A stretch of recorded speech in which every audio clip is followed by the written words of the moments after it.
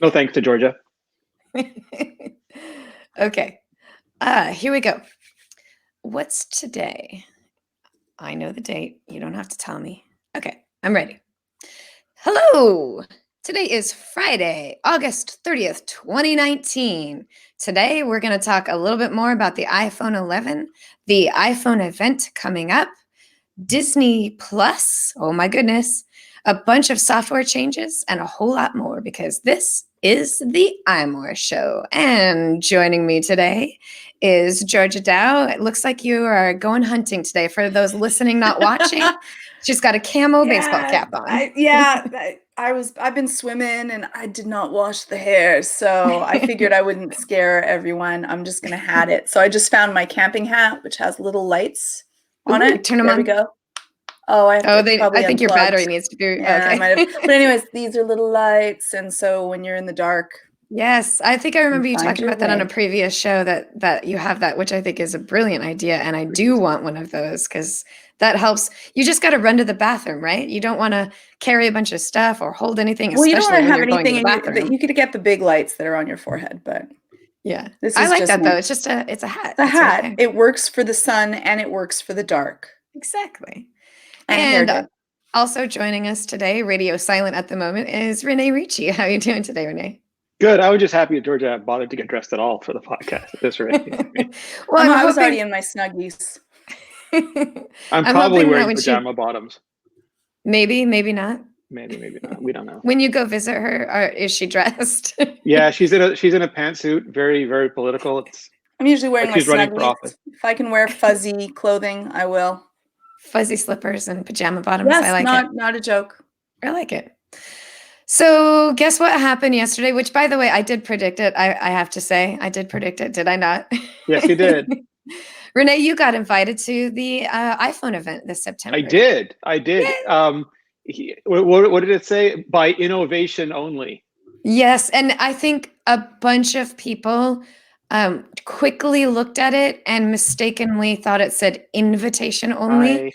And I'm going to put you on blast for half a second, Renee. I think your tweet initially actually said that. Yes. But you're not the only one. I think everybody thought that. You just, at first glance, it says invitation. And then you have to look a little closer and you realize also, ever since Phil Schiller said not innovating anymore my ass, I thought Apple would shy away from that language. Yeah, no, they're going all in right now. They're leaning into it instead of avoiding it. So what we know is that the event takes place on September 10th, 2019. That's a Tuesday, and it is at 10 a.m. at the Steve Jobs Center Steve Jobs Theater in Cupertino, California. So that's pretty much on par with what they've done for the last couple of years. It's just the first Tuesday after the week that Labor Day is. It's almost always at 10 a.m. unless it's on a different coast. It's almost always at the Steve Jobs Center unless they need more or less room for coverage. So the only thing to talk about at this point is that color, the invitation. Mm-hmm. Now, even though we all know it's ridiculous to speculate on the invitations based on what they look like, I like to do it anyway because it's a lot of fun. So one of the biggest things that people are talking about with the colors of the Apple, which if anyone hasn't seen it yet, the invitation has this sort of like translucent rainbow Apple logo. It sort of has this like fluid liquid kind of color, but they're also muted tones, which is very popular right now. So even outside of what we speculate on it, those are very popular colors. So but they're not the original logo colors, are they? They're absolutely not the original logo colors. It's definitely a new version. Oh, there you go. So we're looking at it right now on screen, and so the top is a sort of a pale green, and there's a nice blue under there, like maybe a cobalt, but it is translucent, so it looks lighter. Yellow and reddish, burgundy-ish, and then purple. So one of the big things that people are speculating on is that these colors are actually somewhat representative of the new colors coming to what we currently call the iPhone XR, but might actually just be renamed the iPhone X this year. 11.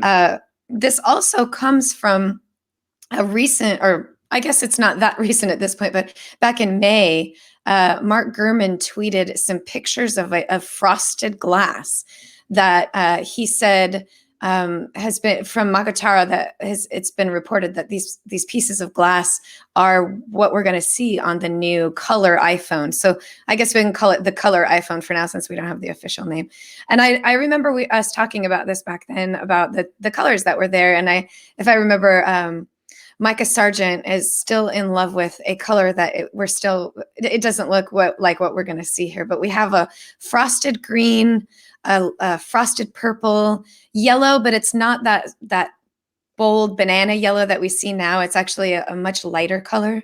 And then like a frosted white, and then frosted black, and frosted silver. So with that in mind, do you think the invitation represents the fact that we might see some new colors and some maybe putting away of some other colors? Renee, what do you think? Yeah, I mean, I think absolutely. I think coral is gonna go away because that was last year's Pantone color, and as much as I would like an orange, I think that one's gonna be retired in favor of lavender, which is not quite the purple I was looking for. And which is the other one that's going away? Blue, right? Blue is gonna be replaced with the green, which I don't think is Micah Sargent green either. It is think not. Like we're getting adjacent to what we wanted, which might be worse than not getting it at all. Yeah. So, so what you think that they're actually going to get rid of the coral and blue and orange? Do we have an orange? Here, so I don't know. Yeah, we got the coral one is gone, and I don't know. I think someone tweeted. Hold on, someone tweeted the lineup. I'm gonna look because there was one of the sketchy leaking. Well, not sketchy. Ben Geskin, who leaks a lot of stuff, tweeted all the colors in his mock-up, and black and white are still there. And I wish they weren't, because they're the most boring. But apparently they also are the best sellers. Black is the absolute best seller for all of these. So that doesn't surprise me, though. It's a very like a nondescript color. You're not making any statement by using those colors, and I think that makes sense. If you don't want to show off your color, but you also don't want white. Like if I were buying a car, I would probably consider black instead of any color, and I absolutely hate white for a color, which is funny because my significant other has a white car. Yeah, so but he doesn't include blue. He has blue going away, being replaced by purple, and orange going away, being replaced by green. So he has green, yellow, red, black, purple, and white in his mock-ups.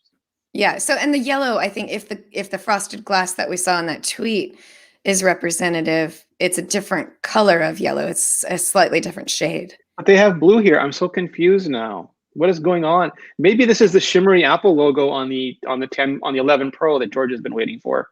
Yeah. I'll be buying one if that is the case. That shimmery color. Doesn't matter how many cameras it has and anything else. It's like, it's got a rainbow Apple logo. It's mine. That's probably true. I wanted that new Note 10 just because of that iridescent look. Aurora, I hold no judgment. Aurora Glow, is that what it's called? Yeah, Aura Glow. Yeah. Aura Glow. Yeah.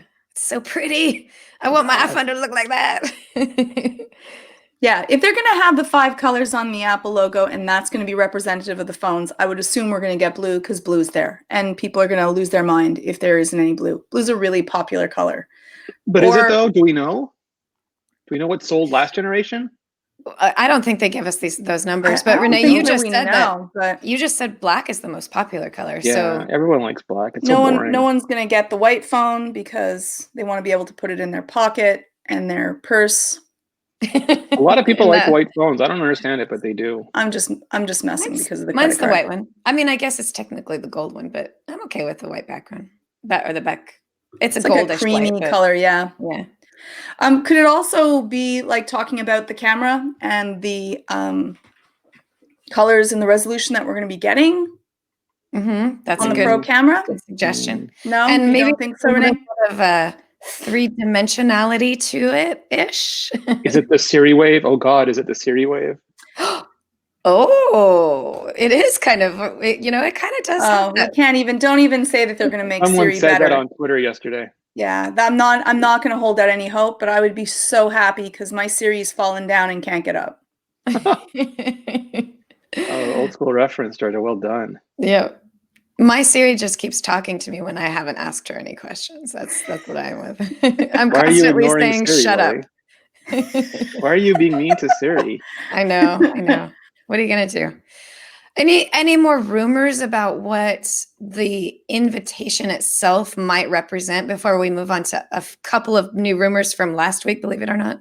I'm just going to keep reminding people that what happens is marketing goes to, marketing goes to the graphic design department and says, like, make us disc blurs. And then, like, they don't know that there's an iPhone 7 coming. They just make disc blurs, or make us jeans with showing the coin pocket. And they don't know there's an iPod Nano coming. They just do a picture of jeans. So someone went to them and said, make an Apple logo out of translucent glass with these colors, and they did it. So the invitations aren't directly related to what we're going to see because they don't know what we're going to see.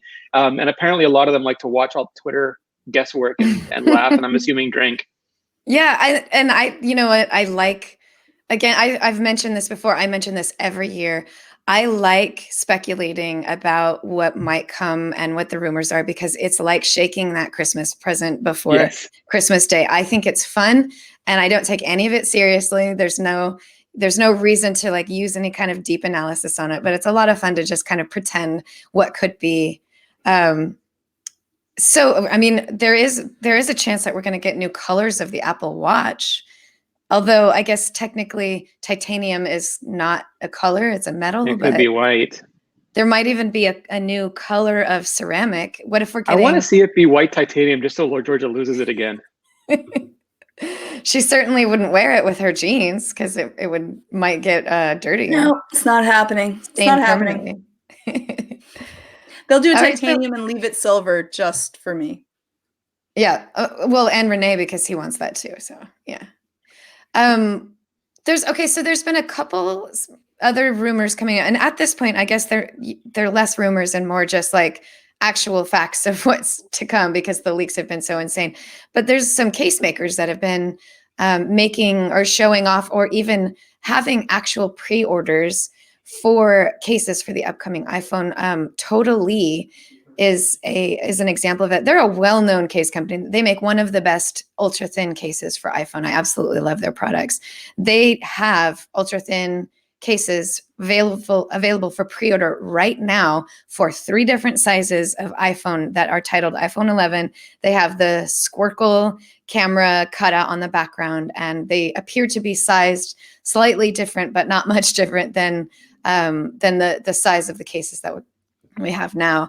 So with that in mind, how do you feel about that? I mean, it's kind of like somebody opened the package and saw a tiny corner of the present, and now we know what we're getting for Christmas. So, but the worst part here is that it shows the iPhone logo is gone and the Apple logo has been moved down. Yes. And does anyone buy cases beforehand for the phone? I would say I don't. So if you're asking between the 3 or of do they us, just make like one mock-up just to get like us to talk about it so that there's great publicity, which is brilliant marketing idea if that is the case. Yeah. The case for the case. Yeah. But you know. Yeah, so in other circumstances, I would agree with you. A lot of the other case makers that we've seen launch new products, or actually they're not even launching the product. It's just their picture has leaked. But in the case of Totally, right now, I can go there. They sent me an email and said, we've got the cases for the iPhone 11 on sale now. And I wrote them back and was like, is this under embargo? Because I thought, well, if Apple gave them the official specs, then they're not going to let people, do this ahead of time. This is under secret. This is a secret. And they're like, nope, they're up for pre-order. You can talk about it as much as you want. It's like, okay, so they're just throwing caution to the wind that what you're buying when you pre-order is what's going to fit your phone.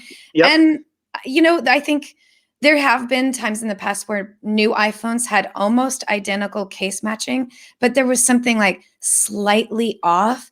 But you just bought a case that doesn't technically fit your phone. Or do you remember when The Verge, quote unquote, leaked the iPhone 5 and it was like a wedge? It looked nothing like what the iPhone 5 was going to look like. And I forget the name of the company, but they made like 50,000 cases that they then had to burn and almost went out of business. Yeah. And so under some circumstances, I'm assuming that they're taking that risk under this sort of idea that it will pay off in the end. And if it doesn't pay off, a large company like Totally, maybe they're willing to eat that risk if it turns out that they just made 50,000 cases for nothing.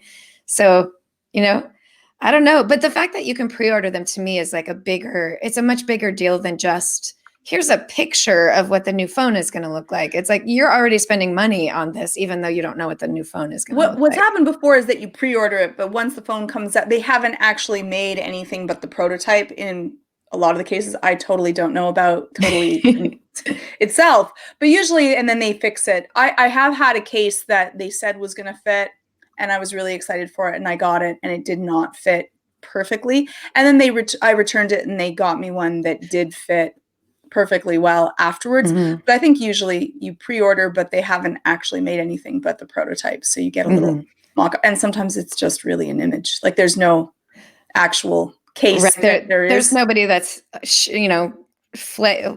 flagging the case in front of your face, flying the case in front of your face or anything like that. Yeah. Right. That's true.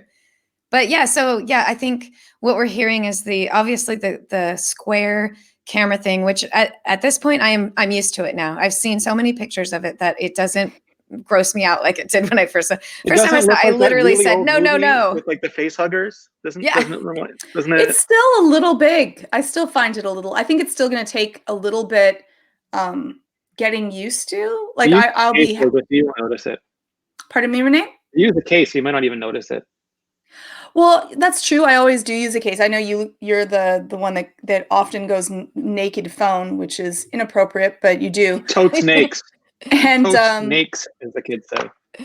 And with the matte finish, if the matte finish is all the way around the phone and the color is depending on which phone you get, I think that if you really want, say, the orchid color, lavender color phone, if that is the case, maybe people will not be. That'll have a smaller choosing bump, to go your way. That's going to have the 2-phone bump. It's only the pros that are going to have the 3-phone bump. But you might not want to use the case for that. Like I would want a case that would show if there is on the Pro an iridescent logo, I will want to show that off. And any case that does not have a little hole so that I can see that will be a no-go. What about a clear case? One of those like ultra clear where they're like, it's really clear. Not one of those like not quite clear. The 10R case was nice and clear. Yeah. So what if it's I like need to have it so that it goes over the bezel and the glass always for me, because I do drop my phone quite a lot, and I've broken a few phones in my time. I don't believe it. Any other rumors that are out besides? There's a new one from today that was kind of cool. That we've heard about Apple making their own tile for a while, which will basically be a little Bluetooth beacon that you can attach to things, and it'll integrate with the Find My app. And Mac Rumors found a screen in, I guess they're diving into the code, that shows the Find My app now, where it has people and devices. It'll have a new items tab. So whatever you attach your Apple Tile to will show up in the items tab, like your keys or your backpack or your. So excited! That would be everything, because my little creature, my dog whose tile didn't make it. She's not that bright to come back, or she doesn't want to. So I would love to have a hopefully waterproof Apple tile, so I can find. I need it for everything. I need it for my AirPods because I just lost them, and now I have found them. They were dead. They didn't play any music. I did try, but I'm going to stick an extra thing on everything. That would be great. My children, everything. So then, Georgia, in this regard, there already does exist a multitude of devices that already do this. Have you chosen not to use those because you don't feel comfortable having a third party have access to all of that Bluetooth, all of your location information? Actually, I gave up that. I did have it, and unfortunately, the battery died, and my dog goes through water and does other things, and so it was not waterproof enough. So between those two things, all of the tiles are now obsolete. And there was no way in that version to be able to open it up and put a new battery. And I really do need one that are waterproof. So yeah. So if it just didn't work out. If Apple releases what would be, let's come up with a name for this thing. We can't call it tile because that's literally an existing name. So Apple's not gonna. Oh, Apple Seed. Oh, that's adorable. All right. What are you thinking, Lori Gill? I'm thinking, would they go back? iLocator? That sounds terrible, actually. iBeacon also didn't do well for them. Yeah. Apple Beacon, but it's actually the name of the little device. Applebee's, let the restaurant What sue. about if they call it pie? Apple pie. The Mr. Larry ghost stick. Appleton. Is that too old a reference for everybody? Mr. Larry Appleton. No, Barky I remember Barkakamo? that. Yeah. But they usually come up with something that is specific, exactly what you do. So maybe it would be just called Find, and it'll be Apple Find, and you get these little tiny Ooh. squares that are, to find things. And Georgia, you could have been on the design team there to come up with that name. That sounds know. right. You Yeah. like that one? No, but Okay, Yeah. there we George's go. would have a glowing Apple logo on it. Mine Of would. course. I would have spent a whole bunch of the battery pack. Mine would always be dead because I made them glow. But if they blinked when you're trying to look for something and they blinked, that would be a pretty cool idea as well. Yeah. Just saying, sometimes Especially if it's in the dark and you just or people are hard of hearing, or Mhm. it's really far away. This show will be up in time. We should have the audience try to guess. Yeah. Yeah. They're way smarter than us. Give us That's your true. ideas on what you think it'll be called and what kind of features you think it'll have. So, by the way, speaking of which, Georgia, I was going to ask if it's not waterproof, if it doesn't have a replaceable battery without having to take it to Apple, are you still interested? I would be. I Apple devices work really well for me. I trust them. I trust them with my location data. I know that if one breaks, they will take care of it. So I would definitely test it out if they have another. Oh, what about Leaf? They could call it Leaf, Apple Leaf. Oh, Leaf is already taken. It's already taken by like 1,000 different things. Yeah, not by that specific device type, but they have big corporations. They could still find it. I think Apple Find or Apple Finder or something like that. I think that's pretty darn good. Yeah, that's pretty good. I like that one. Use the Finder to find that, and you just type in. That would be great. Yeah. Yeah, I would. Lori, would you want to? Would this be useful for you? I don't use a lot of stuff. Lose a lot of stuff. I've never lost. Lori's really organized, is what we're learning. Yes. Yeah. I have the Tile wallet. And the reason I have the Tile wallet is that I like the actual design of the wallet. The tile that's in it, it's on. I have it on. I get my little notification on iOS 13 every once in a while that says, Tile is still using this. Are you sure you still want to use this? I'm like, yeah, that's what it's for. But I don't lose things, so I'm not really that worried about it. I would love to see someone try to grab Lori's Tile wallet and then recognize it and then throw it down so that she's not knocking on their door. Hi. Renee, what about you? Oh yeah, it's gonna get me with just the integration, because I found I use Tile, I still do, but it's quasi annoying, especially because I got the early ones that doesn't have batteries and they just bother me all the time. So if this is really well integrated with the Find My app, which of course it will be, and it's not prohibitively expensive. Well, the wonderful thing is it might work with the watch and with the phone. Yeah. And then you can find your keys, I would buy probably way too many. And what it won't have is family accounts yet, so George won't be able to blame her husband for losing her AirPods. So close. It won't start with family accounts, but then it'll suddenly change to that later. But I could find them, you see? It doesn't matter. It's when I don't wear my watch and I've lost my phone. And I'm like, the best reason to have your watch always on. So, Georgia, did you hear about Apple releasing launching the Independent Repair Providers program? Have you heard about this? I did. Are you excited? I'm really excited. I have to say, I'm very excited. I think this is as we might have ranted slightly on Renee last time we discussed this. I think that this is the way that they went. I'm so happy that they've done it. I'm happy that it's an easy program to be able to implement, that it's not a long amount of training. I think, it's 40 hours. It's still significant, but it's not free. That. And yeah, exactly. And that they'll give you the tools, they'll get you to make sure that you do a good job with it. And it's not going to void the warranty as long as, you're certified and everything's done right. That's really great. I love the idea. I think that it was too long in coming, but I'm very excited about it. How do you feel, Lori? I'm very excited about it. So let me just run down the details a little bit. Renee actually has some of the great details that I think are important to point out. So this is different than the Apple authorized service providers. It's for independent repair companies. Basically, they don't have to go through as much in order to meet the specifications for it, but it'll allow there's a phone repair place about 2 blocks from my house. So if that company wants to join this certification program, then they will have access to the repair tools and the specs for repairing an iPhone. And they just spend 40 hours doing it. They'll have access to making purchases on those parts that are needed. They'll be able to do that very easily straight through Apple, and they will pay the same price as the Apple itself and as the authorized repair services do. So anybody who has speculated that it's going to cost more, if it costs more, it's because the repair company is charging more. It's not because Apple is charging them more for those parts. They are the same price. They're the same price as the ASPs. They might be more expensive than the third-party parts that they offer. Yeah. If you don't want an Apple ASPs. Yeah. Right. Yeah. So, in other words, it's equalizing. It's not. They're not. Being punished for being an independent repair company. The only thing I'm not sure about is whether there are certain circumstances where Apple does labor for free, where an independent place might still charge for labor. So I'm not sure how that would be accounted for. I would assume that would still be the case, though, right, Renee?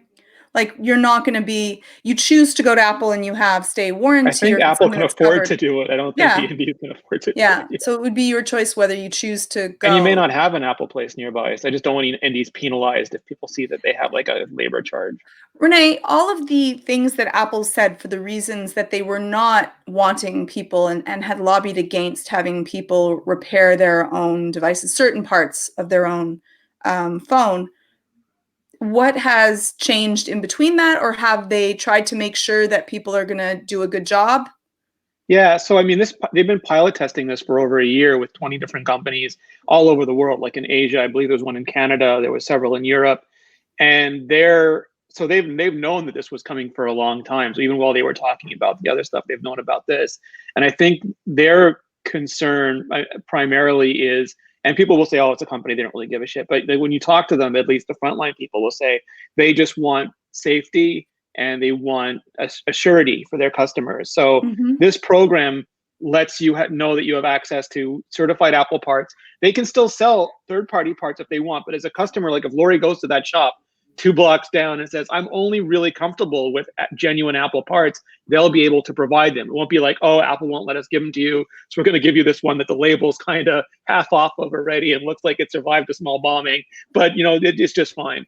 And also they get the same training that ASPs get. The certification is free, joining is free, the exams are free. So basically they just got to spend the 40 hours it takes to get the certification. And then they can buy tools and parts at the same price as the ASPs. So it might be expensive to get those parts, like those tools. They can resell the parts, of course, but it just means that there's a level of quality control in place that I think makes Apple more comfortable. Yeah, and this just kind of comes back to the sort of argument or the discussion to be had of the right to repair, which, it's my phone, I bought it, I should be allowed to do whatever I want to it. But at the same time, Apple protecting its reputation and, anything that somebody might accuse them of being liable for. This is, to me, the compromise that works, because I get to take my phone into many more places once more independent repair service companies get on board with this. That, like I said, the one that's 2 blocks from my house, I might be able to take it there. So it opens up the opportunity for me to take it anywhere. But it's still, Apple is still protecting itself. It's still saying, we have many more places where you can take your phone to get it fixed, but we're still not going to recommend that you do it at home. And if you replace your battery at home, or you replace your screen at home and it messes up your Touch ID or your Face ID, well, that's your fault, not ours. And that, I think that's okay. We're kind of in that perfect in between right now, where we have much more choice than we ever did before with our iPhone, but where Apple is also protecting itself. So, and there's one big restriction that you just reminded me of there. You can only become certified if you have a business and are located in a place zoned for business. So there are a bunch of people who do repairs out of their homes, like for friends and relatives and people who are close by, who are kind of upset they can't qualify for this. But it's probably for the reasons Lori mentioned, that Apple wants to make sure their businesses. That's the thing is, if you're going to make it okay for everybody, then you're just going to make it okay for everybody. But that puts Apple at risk, right? That when somebody's working on, replacing a battery in their garage for an iPhone, and their garage catches on fire because the phone caught on fire because they repaired and there's it kerosene for the barbecue next door. Yeah. So, there's only so much I think that we can ask of Apple to do this in order to protect themselves, and to be mad at them for not going all the way. I think that we're kind of being nitpicky at this point. iFixit actually had that right away when it first was announced. They wrote a small article about the fact that it existed, and they had some complaints about whether or not this was really a good service, and maybe at the point they hadn't looked into it deep enough, hadn't spoken to anyone quite yet. And I read that thinking, I get that Apple has been the enemy of the right to repair for a while now. They've been very resistant to it. And the fact that they're making changes is probably just because they see the writing on the wall that regulation is going to happen soon. So they're just jumping ahead of making sure that they've got, all of their ducks in a row when that happens. But they're doing it. So let's stop complaining and nitpicking about whether or not I can do it in my garage or have to do it at a actual commercially zoned business. And these are the small details, like how many people have a sustainable business in their garage. I don't mean hobbyists, but I mean like they work out of their house, and that's the only place they have to repair. Not as many as there are repair businesses, right around the corner, down the street, and things like that. So, when you take into account how Apple needs to protect itself, if you start allowing anybody in a house to do this, then I could get that. I could do for free the 40 hours a week, and then suddenly I'm an iPhone repair person, and I, open up the iPhone for my friends, and I've just caught my house on fire because I'm actually not an official repair business. So that's my 2 cents on that. Excellent sense. While we are waiting for our next subject to come up, I want to take a minute to talk about Zapier. Zapier is an automation service that is focused on productivity apps. At Mobile Nations, that's iMore's parent company, we use Zapier all the time.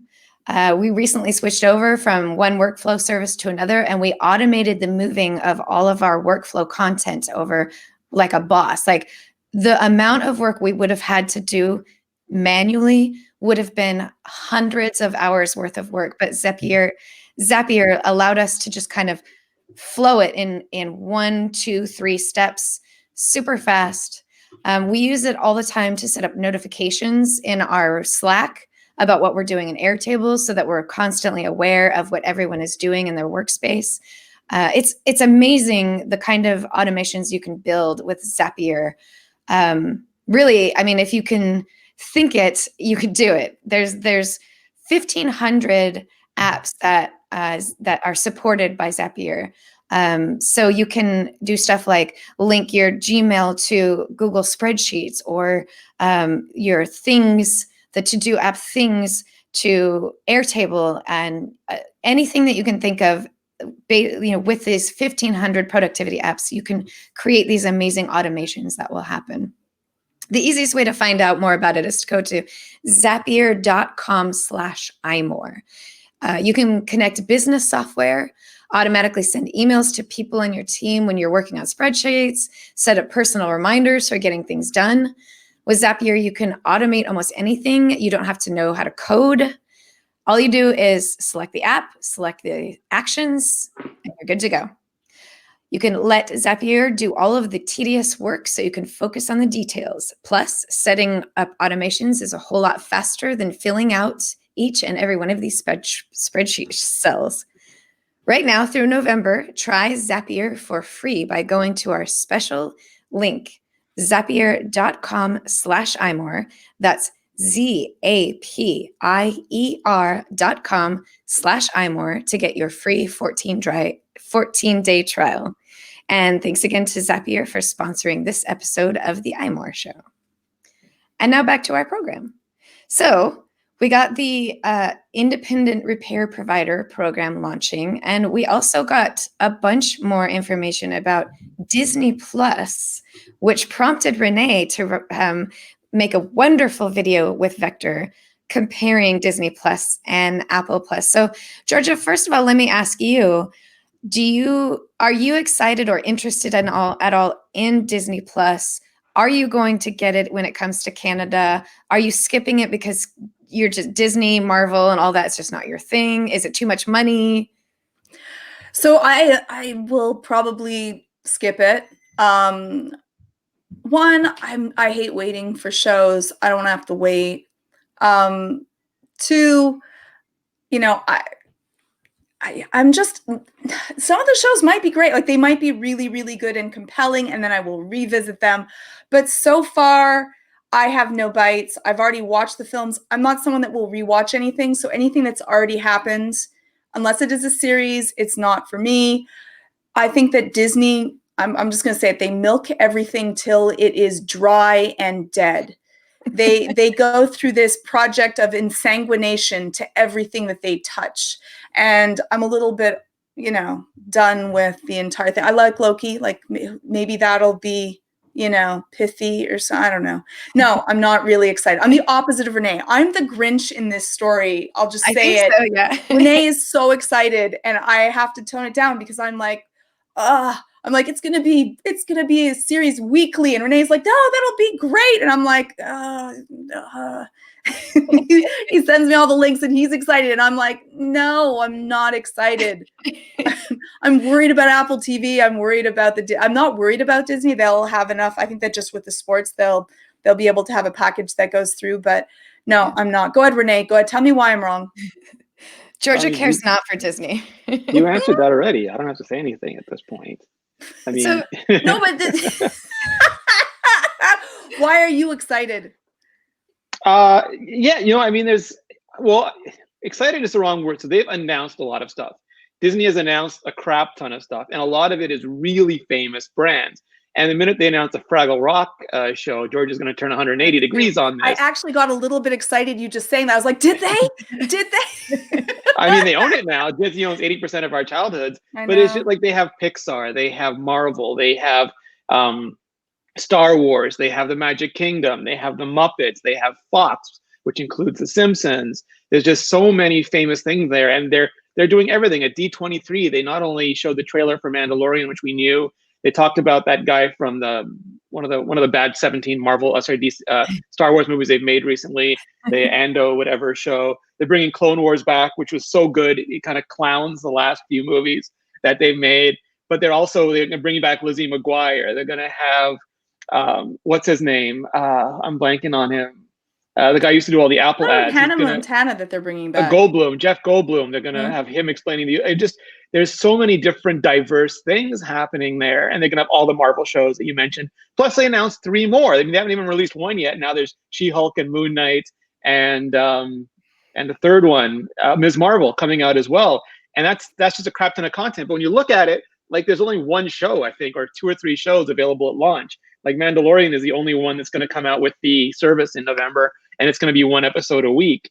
And Apple is pretty much the same. They've announced a ton of big stars and a good amount of shows, probably 2 or 3 dozen shows, but there'll be like 3 to 5 available at launch. So it's going to take until 2021 before either of these companies have their original content ramped up. And Amazon and Netflix have been doing this for we're on Stranger Things 3 already. They have tons of stuff for us to watch. So it's going to be interesting. I am super excited I'm really excited about the content they're putting out. And I think if anybody can do integrated content, it's Disney and especially Marvel, because whether you liked Avengers Endgame or not, the ability to make 21 movies that tie in together with a cast that has stayed together pretty much. I mean, they changed roadies, but like pretty much have the same cast, same stories, same characters. That's no one's ever done that before. It's an incredible achievement. If you think it's complete crap, it's still an incredible crap achievement.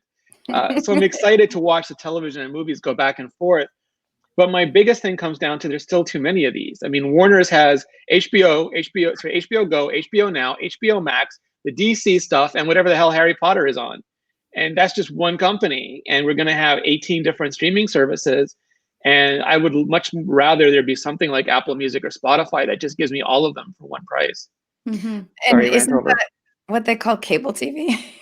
No, I mean, cable TV. So bundling is good. A lot of people are complaining about bundling, but most often you get more for less with bundling. But they're not going to have access to all this stuff either. Like you're not going to be able to just go and like Charter or Comcast won't have all the Marvel stuff or any of those exclusives I either. think my joke in that is, and I've said this before, Renee. There's a lot of talk about the term subscriber fatigue, which it's a silly little thing to say, but the tech pundits are talking. And my argument is I don't have cable. I haven't, as an adult, paid for cable. My parents had it for a little while as a kid, but I have never paid for cable. I've always just found my way around not paying for cable because partly because of the cost, but more because there was too much that I knew I wasn't going to want. And I didn't want to be burdened by having too much content. I'd rather sort of pick and choose what I wanted to. So now here we are. We got what we wanted. The cable companies are no longer the only way that we can get this content. We have dozens of different means of accessing a lot of this content.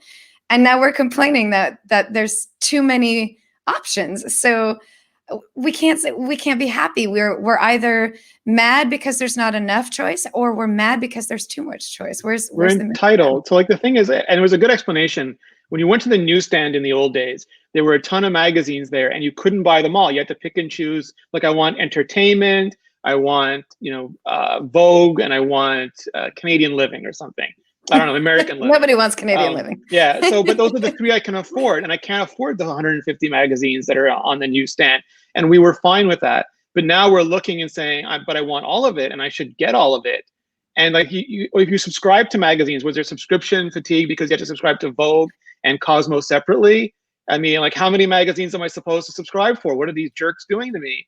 But now we're like, oh, Marvel wants a subscription and Netflix wants. And I think because we're used to music being all music for one price, and now magazines with like News Plus, all magazines for one price. Now we're just like everything should be. And then why isn't there a bundle so I can get magazines and music and news all for one? It's like we've gotten completely entitled with how much we should get and how much we can pay for it. So then in that regard, my argument still stands that we got what we wanted and we shouldn't be complaining about it. But Renee, you have some good ideas for, in the perfect world of I could have it my way, this is what Apple would do.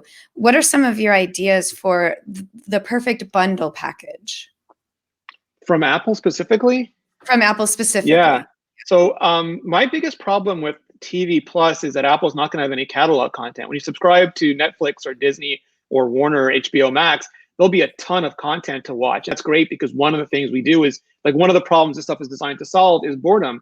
But if Apple really only has like 3 shows available at launch, I think it'd be tough to charge the same $7 that Disney's charging, $12 that Netflix is charging, or $15, or the 15. Like, I don't know what HBO Max is going to cost because it's already $15 for HBO Now, and this is more than that. So $3 billion, I guess, whatever Warner's going to charge for it. But I think it's going to be hard for Apple to do that, and they might say, well, we're Apple, so it's going to be $10, and 5 people will subscribe because they just got to get Jennifer Aniston and Oprah. But I think just in terms of the value that you're getting for it, I don't see a price that's worth paying for it. Like maybe if they figure that it can't be free, it's like $2 or whatever, but then that seems cheap. It doesn't seem, accessible. It just seems cheap. So if I got to make all the big decisions at Apple, I would bundle the crap out of it. I would say that it's free or a couple of extra dollars on top of any existing subscription, or you can get an Apple bundle for like $20, because I think then it's a no-brainer. And like I said in the video, like 1 billion devices in every pocket is cool, but 1 billion paying subscribers is even more cool. Yeah. So what would a $20 subscription include? News, TV, and music. And I think that's it's safe to keep the iCloud stuff separate, because that's like a geeky storage thing. yeah. I agree Oh, with and you Arcade. exactly. Sorry, I think Arcade. and Arcade, yeah. I think those 4 services bundled together, I would even say $25. It would be I would jump on it price. Like $30 would be I don't know if I want that, all 4 of them for that much, but I would still be jumping on it at 25. Georgia, what about you? Does that seem like the right bundle? I know in the past you were saying that you'd like iCloud to be bundled into it. Would you still get it if it weren't? I would, especially if it was like, I think if warranty went with it, that's a big deal. I would say like warranty would be better than iCloud, which like if they sweeten the deal, I would be more interested in trying it out. I think that it just, again, Disney coming in just puts a lot more pressure on Apple to do it so that it isn't a big, make it a big splash instead of a little ploop. So, and I think that puts a lot of pressure. Disney. So I remember, Renee, you and I were talking about how, people are talking about how they're just going to get it at the end of the year, Disney, for like a month and pay for it. But is it that you have to pay for 3 years subscription? You have to kind of like promise that you're in, and if not, pardon me? For the discount, what is it, 47% or something, Lori? 43%? So yeah, 33%. so I actually got it. Oh, did you already? It's not available in Canada. Yeah, I in case you didn't know this already about me, I am a huge Disney fan. I love Disney. I love Disneyland. I love anything relating to Disney. It's my wheelhouse. Were you in before you even knew the price? And so here's the funny thing.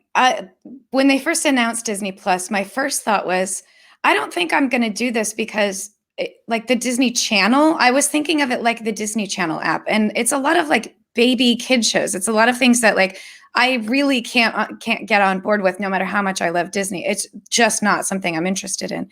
And then they started talking about the kind of content they were going to have, not the new stuff, but the old stuff, all the old movies that you can't get anywhere streaming, or if you can get it streaming, you have to, it's with one of the other major services that you have to pay for, that kind of thing. Like the princesses movies, like the Cinderella and Snow White and Sleeping Beauty. As far as I know, you can't stream those on any streaming service. You have to buy or rent it. I actually own it on DVD. So I was kind of in this little in-between phase of like, well, I also own all of the, like, I made a point to go out and collect all of the old movies that came out prior to like 1990. I collected them all on DVD. So I have that collection. So I'm still in that, like, it still almost doesn't seem like enough for me. And then when they announced that D23 members could get 33% off for 3 years, if they signed up before September 2nd, I sat on it for a minute. I thought about the price, because like the monthly price goes down from $6.99 to like $4.32 or something like that. So like when you break it down to the monthly cost, it's sort of like I would pay less than $5 a month to try Disney Plus. But the fact that it's 3 years, that's such a long-term investment, not financially, but emotionally. But once I was kind of sitting there weighing the back and forth of like the new shows that I am interested, all the Marvel content, which I haven't been that interested in before, but Renee is winning me over to, all of the old Disney content that I loved growing up, documentaries about Disneyland and the Jeff Goldblum thing, the documentary series that he's making, all of this really started kind of enticing me. And if I didn't go in on 3 years now, I probably would regret it a year from now that I was spending, $2 more a month or whatever it is. So I just went for it. And it's totals out to about $140 and some change. And it's like, that's, I spend that much, every week on food or something like that, so I could just cut back a little and have that, I don't need as much food. Yeah. So in the end, it's worth it to me, even though I normally would never to get a 3-year contract with something, because you just don't know whether you're going to like it or not. I just weighed what I enjoy about Disney over what I might not enjoy about the service, and just decided that that discount was enough for me to just jump in right now. So I'm on board with it. I'm ready to go. So yeah, like, even though I do love Disney, I actually wasn't originally that interested in the service, because I felt like I could still get all that content anywhere else. But then I kept thinking about how on my iPhone, on my iPad, on my Mac, anywhere I want, I can't bring my DVDs with me. And even though I've ripped them all and they're on my Mac, I haven't been able to figure out how to get them in the cloud so that I can watch them on all my other devices. Anybody who wants to give me some suggestions on how to do that, please hit me up. So I'm still lacking. Like, when I went to visit my mom just a couple weeks ago in Arizona, I really had a craving to watch Snow White and the Seven Dwarfs, and I didn't have it set up in my iPad, so I just rented it on iTunes, even though I already owned it. So with TV, or with Disney Plus, that gives me more of that sort of freedom to do this wherever I want to. Because I think I've mentioned before, 80% of the week I have a Disney movie just kind of sitting in the background while I'm working. It's the sound of it is very soothing to me. I've watched Disney stuff all the time. So so there's me. And then Georgia, you don't give a flying. And then Renee, Renee, you're excited about it but can't have it. No, I can have it. I just can't get your discount. I can get it, but I got to pay each year separately. True. Yeah, you can't get the discount. Yeah. So then I guess, Georgia, are you going to get Disney, or sorry, TV Plus, or are you still holding out to find out if it's going to be worthwhile financially? Yeah, I'm going to wait to see. Again, if they bundle it up, then I might, gateway drug me, and then maybe I'll want it and I won't be able to get rid of it. But if not, I would not be paying more for that. Yeah. Again, maybe they will offer other things that I haven't thought of yet, besides like the 2 shows that they might open with. But if they offer other things, there's documentaries there. Pardon me? Fraggle Rock. Yeah. That's Disney, though. That's Disney. Oh, see, I would. Yeah, that might happen. Yep. If they offer it for free, if you get the arcade, which I'm already kind of interested in, then you're like, it's almost interesting now. I was just reading that Kyle story again, and it says you'll be able to find your stuff using AR. So if you misplace your keys, you'll hold your phone up and it'll superimpose like a little arrow to where your keys are. That's kind of like it makes it a fun game. Yeah. Hotter, colder. What's wrong with you? And then your kids are laughing because they hit it for you just so they can see the game. They do. My son hides my phone constantly. Oh, well, you'll be able to get him back by using your Find My device. I will be on Find My Child. I like it. So did you hear about the beta, the latest beta that came out that jumped from iOS 13 or iOS 13 beta whatever to iOS 13.1 beta 1? What happened? Why are we doing this? Renee actually has some really great insight as to why we skipped ahead a little bit early. So tell us a little bit about that. I don't know if I'd call it insight. I mean, mostly it's frustration because they didn't put out a new profile. And I think if they put out a different profile for it, we wouldn't see all these complaints, like developers who are on it and have to figure out how to back up, or people who have to, like, I think it's real messy that it's the same build train. So like the builds have a letter in them, and not always, but often it'll go from A to B when you go from like .0 to .1, and it didn't do that. It stayed on the A build series, which makes me think that, the developers have been saying, I haven't seen too many problems with the beta, but a lot of developers have said that they have a bunch of game stoppers, show stoppers that they can't get past. And so they're going to have to wait till they're fixed before they can deploy apps. And if Apple's seeing that and they don't have time to fix them all, then freezing iOS 13.0 and pushing everything else to iOS 13.1 makes a lot of sense. Yeah. And so then the idea would be that on September, let's call it 20th, on September 20th, when iOS 13 drops, which, by the way, that's just my guess. That's not a number that's official. Well, they have it. We should have a date because they usually do it 8 days after the event, right? Okay, so the 18th then. Yeah, there we go. Yeah. September 18th. That sounds good. Then we will see iOS 13, iPadOS 13, but it will be missing certain major features, very small number of major features like automations and shortcuts, correct? We're probably not going to see the things that we see in the beta of 13.1, but don't see in the beta of 13.0, right? Yeah, and I think that's probably the least, like, I know that that'll affect us, like Joe Keller is just throwing things around his room right now. But I think, that kind of stuff is, I don't want to call it superficial because it matters to the people who like to use it, but that doesn't stop developers from shipping apps as far as I know.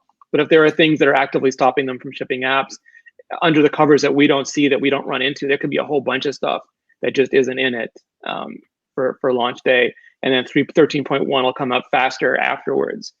So in regards to what breaks apps, if they launch iOS 13 with stuff that breaks apps, what are developers going to be able to do about that? Well, I think they won't. Like, I think what they're going to do is push all that stuff into 13.1, solidify what's in 13.0, and that'll come out for release. Okay, so then those things that aren't available, the apps will still work, the programs will still work. Yeah. The feature that is being brought to light, but that's it's so just confusing to me, because then how do you test against it? Because all you have is the existing betas, and 13.1 is not going to. It's so confusing.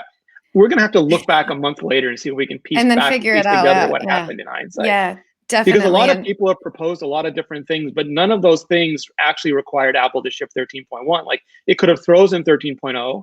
It could have and just shipped 13.0, unless it really needed developers to test against 13.1. But then if that's the case, then why not just ship 13.1 instead of 13? I don't know. It's none of this makes any sense. No, I know, it's crazy. It doesn't make any sense. I think from my perspective, the one thing that I am most concerned with is when iOS 13, the public final version, comes out. If you were on a developer or public beta of iOS 13.1, how are you going to backtrack if you happen to be someone who didn't back up and didn't archive a backup? And I think that there are quite a few people out there that on their second device, they didn't feel like they needed to do an archived backup because they knew, well, I'm just testing it on my second device, so it's no big deal. So are they stuck with iOS 13.1 until that comes out in public? And how is that going to affect the people who weren't prepared for iOS? Like, so on my iPhone, I have my dev beta iPhone that just automatically updated to 13.1. It was just there. So I don't have an iOS 13 backup, an archive backup. So I'm stuck on it. So that one I can delete all the way back to iOS 12 and I can start from there. I don't think I will, just because I already have my regular iPhone. I'm not too concerned with that.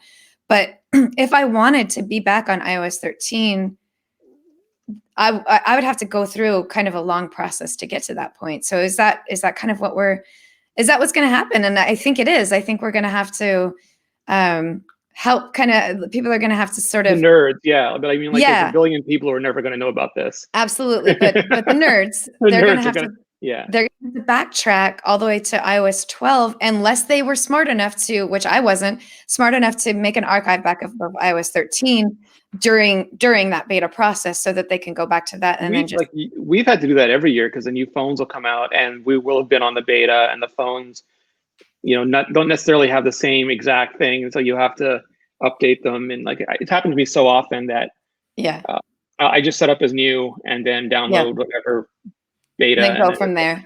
Or if I'm in a real rush, I just set it up as a new phone and let Sync bring back everything it wants and take it as a Georgia Dow level spring cleaning opportunity.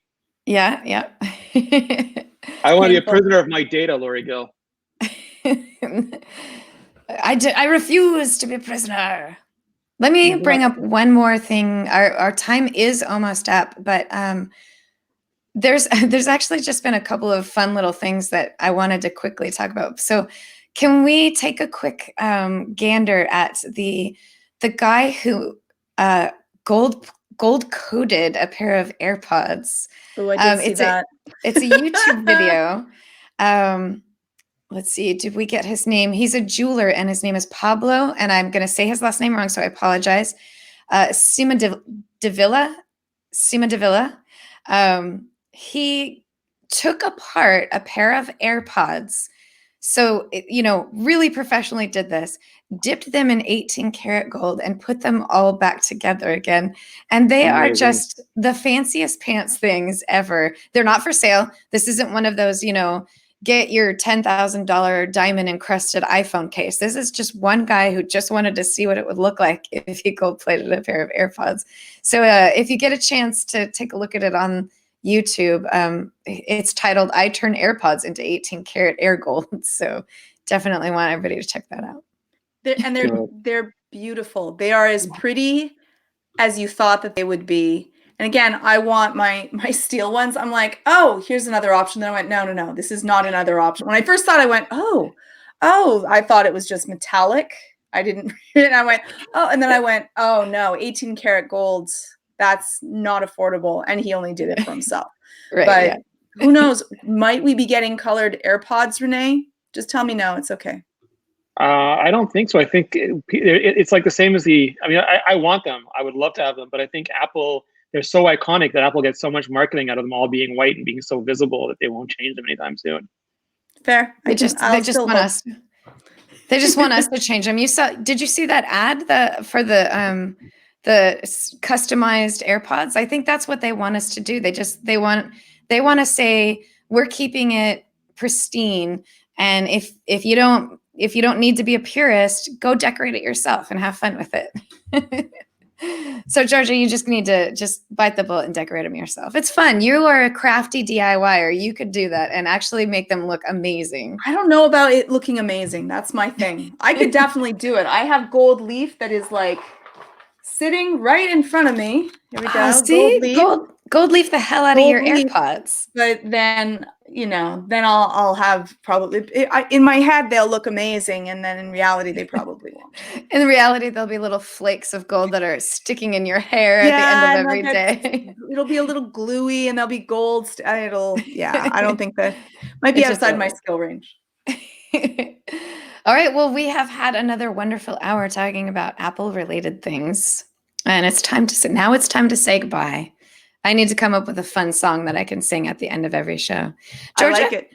If people want to find you on the internet, where can they find you? If you're dealing with anxiety or depression, you can check out anxiety-videos.com. Treat your anxiety at home. So that's why we do it, because a lot of people don't want to go in to see a therapist. And if not, you can check out, you can email me at georgia@imore.com, or I'm on Twitter at Georgia_Dow. Thank you. I know it. I know what it is. I haven't been there for a little bit. Renee, if people want to see you, talk to you, hang out with you on the internet before the Apple event coming up, where can they find you? Time to get away. Worry for another day. Time to get away. Down in Fraggle Rock. Down in Fraggle Rock. You can find me at Renee Ritchie on the social things. iMore.com/vector for all the words, and youtube.com/vector for all the moving pictures.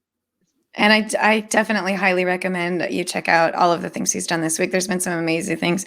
The repair program, the Disney Plus stuff. There's all kinds of great videos up on Vector. And Renee will put out usually 4 or 5 every week. So you have lots and lots of content to get. I have no life. If you want to find me on the internet, so you can find me at Appaholic on Twitter. That's APPAHOLIK. You can find me at Lori Gill at most of the other social things, and at iMore, where all of my words are being recorded and used against me in a court of law. I was about to say, definitely used against you. And thanks to Jim Metzendorf for all the wonderful things that you do for us each week. And every time there's some banging that happens at my house, you hide it from people listening later. So thank you for all the things you do. And thank you to all of our listeners. We really enjoy you. And we do this every week just for you, because I don't want to see these mugs anymore, but I do it just for our listeners. So thank you. I'm just kidding. I love you both. All right. Thank you and have a great day. Goodbye. Bye. Oh yeah, I actually recorded this. Hold on.